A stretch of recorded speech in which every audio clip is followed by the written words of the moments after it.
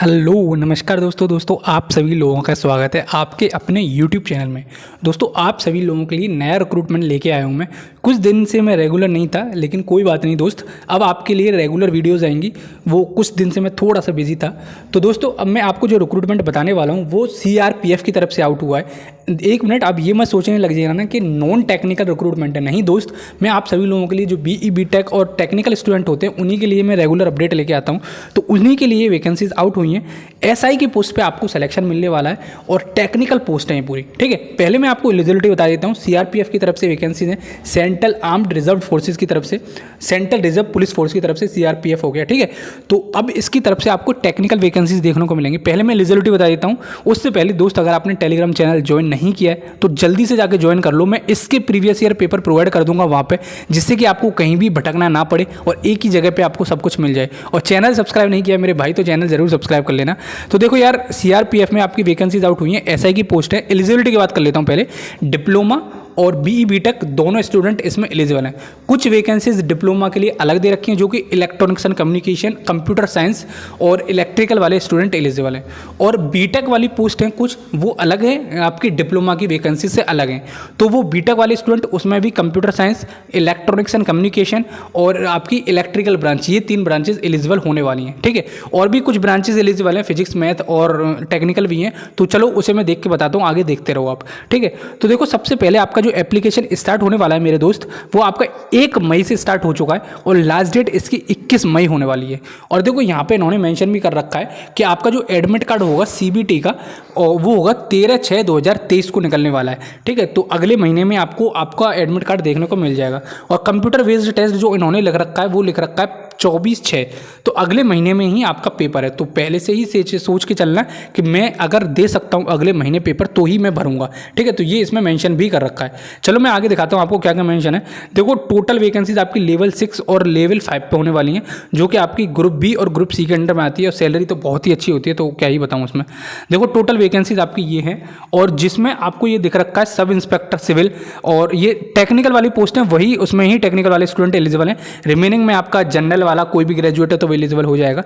तो जैसे कि आप इसमें यहाँ पे देख सकते हो, जैसे यहाँ लिख रखा है सब इंस्पेक्टर टेक्निकल, यहाँ पे 5 वैकेंसीज हैं। इसमें आपका BE BTech वाले स्टूडेंट एलिजिबल हैं। और दूसरे नंबर पे आपको यहाँ दिख रहा होगा असिस्टेंट सब इंजीनियर ASI, तो यहाँ पर आपको 146 वैकेंसी देखने को मिल जाएंगी। ये आपका डिप्लोमा वाली वैकेंसीज हैं, ठीक है। और ये ड्रॉट्समैन वाली, ये ITA वाली कैंडिडेट है। तो ये इनके लिए सबसे अलग अलग वैकेंसीज मेंशन कर रखे हैं। टोटल 212 वैकेंसीज आपको देखने को मिल जाती हैं, ठीक है।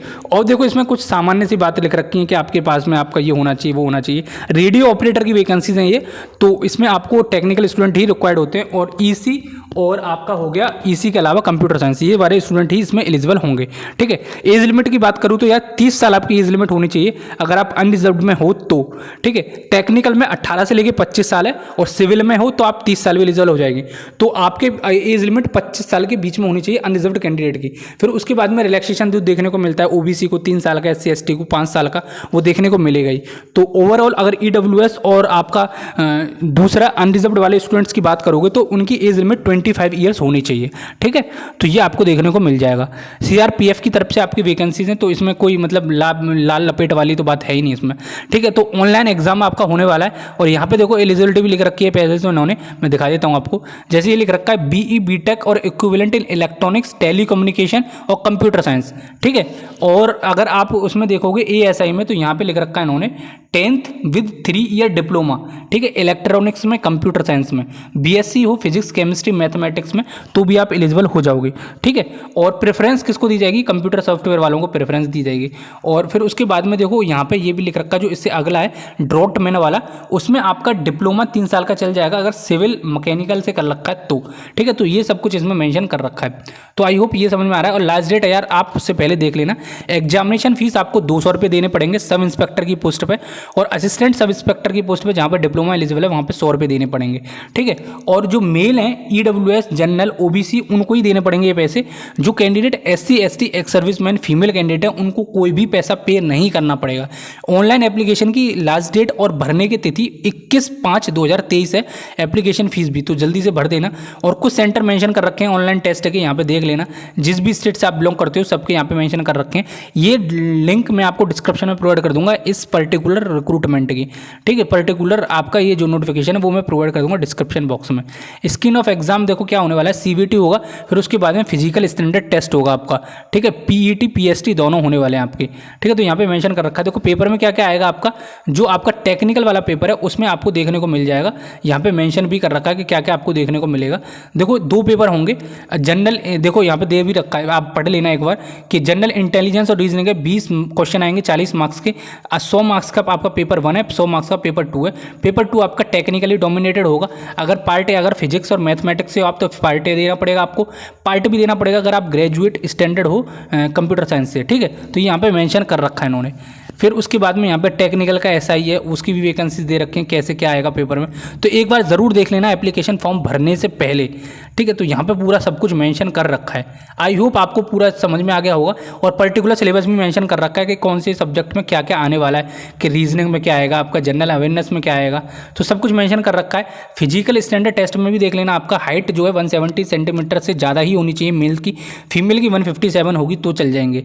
चेस्ट अगर मेल है तो उसमें 80 सेंटीमीटर मिनिमम एक्सपेंशन चाहिए और 5 साल का मिनिमम 5 सेंटीमीटर का मिनिमम एक्सपेंशन होना चाहिए। फीमेल के लिए कुछ भी नहीं चाहिए, ठीक है। तो ये सब कुछ हाइट वगैरह भी मेंशन कर रखे, तो वो आप देख जरूर लेना।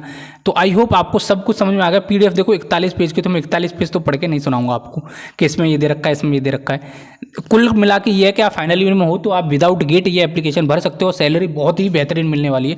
सीआरपीएफ में एसआई रेडियो ऑपरेटर की पोस्ट पे जो वायरलेस पे हलो हलो करते रहते हैं उनकी पोस्ट पे आपका रिक्रूटमेंट होगा। तो बहुत ही बेहतरीन जॉब है और आपको ऑफिस वाली जॉब मिलेगी। इसमें कहीं भी आपको नहीं जाना पड़ेगा। वहाँ पे तो आपके जो कांस्टेबल लेवल के दर्जे के जो लोग हैं उनको ही जाना होता है आपका फील्ड पे।